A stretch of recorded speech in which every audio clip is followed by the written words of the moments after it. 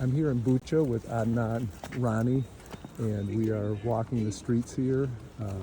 You can keep walking and following. Sure. I'll ask you, Adnan's been here for almost 2 years. Almost 2 years, yeah. Helping the Ukrainian military. He has a military background himself with various training and technology. And I'll let Adnan tell you what he's been doing and 2 or 3 of the main lessons that you'd like to share, or insights you'd like to share that for the American audience that we're talking to. Yeah, sure. So my background is I was an officer in the U.S. Marines. Spent a lot of time working on drones and kind of defense technology. I've been here in Ukraine for almost 2 years for the most part. Do a lot of fundraising for drones and other types of kind of critical equipment.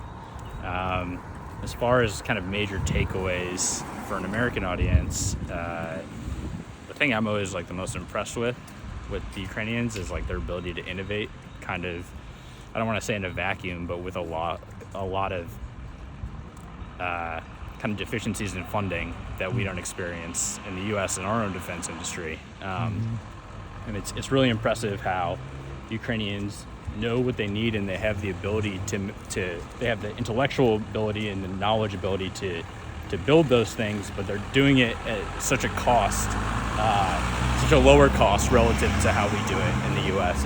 It's very impressive. So you said a $500,000 drone sent for America, you can kind of replace that with a handful of $500 drones? Yeah, I mean, generally, you can have very similar effects to a very expensive American weapon system with a much cheaper system here, like a $500 FPV drone has the same or has similar anti-armor capabilities as a Javelin missile.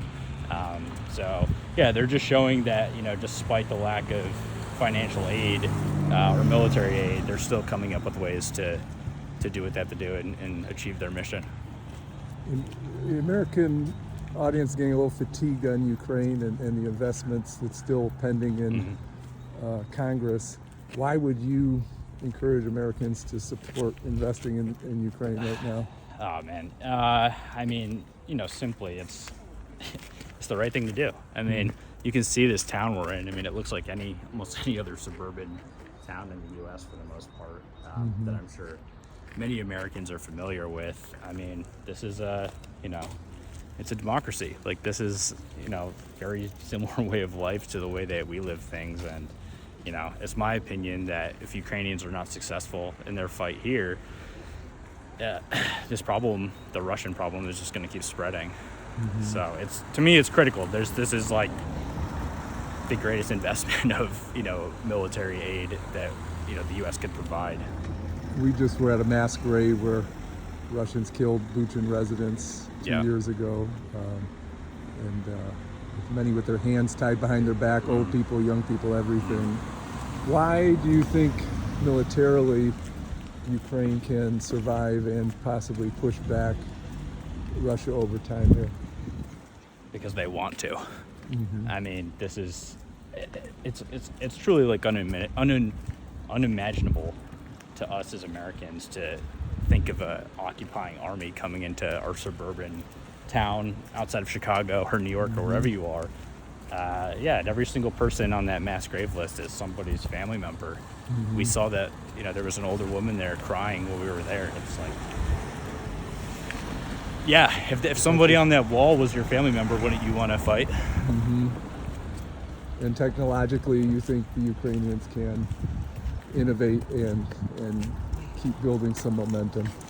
I definitely think that they have the ability to do so. It's just like with anything else, like, it takes money to solve a lot of these problems, even if you're doing it cheaply and economically. It would just make such a difference if we could get the aid here. Last piece is, you work with soldiers here.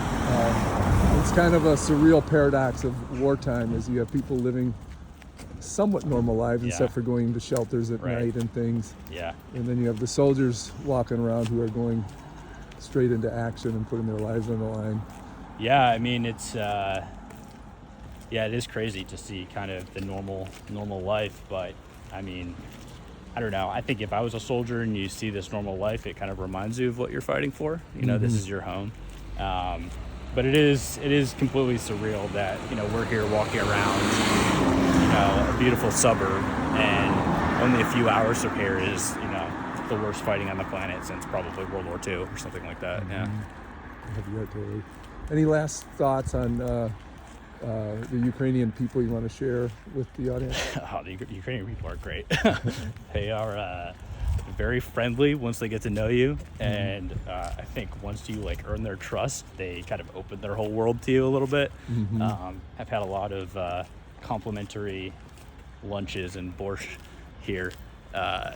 It's just they're very welcoming people, and very kind, and yeah, it's heartbreaking to see what's happening. Thank you, Adnan. Appreciate your help.